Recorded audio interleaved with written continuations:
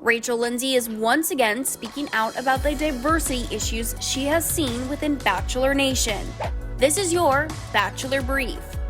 Rachel, who was the first Black Bachelorette back in 2017, recently made an appearance on Showtime's Ziwe when the comedian asked the reality star if she faced any backlash for ending up with a white man.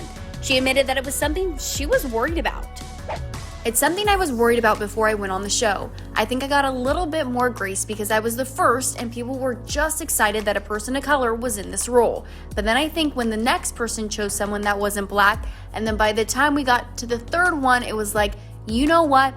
They're just not going to choose anyone that's black.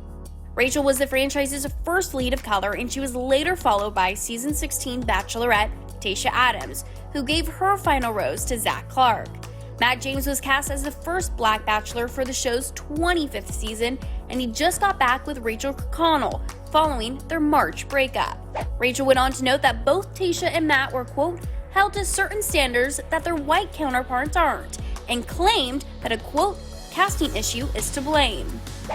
There was a point where I broke down on camera and they used my tears for something else, but I was getting upset at the selection of men of color. I also learned as I was going through my season that several of the black men on my season didn't date black women.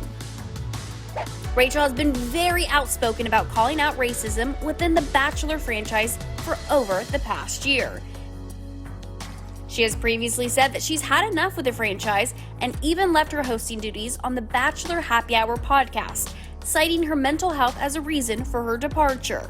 I've been struggling, and that's no secret, and it's been really hard for me lately. And a lot of the things that we talk about on this podcast are also about taking care of yourself and finding your peace and protecting that peace and protecting your mental health. And so for me, I just feel like I've come to the end of doing the podcast, and I'm glad that I'm leaving on a high note.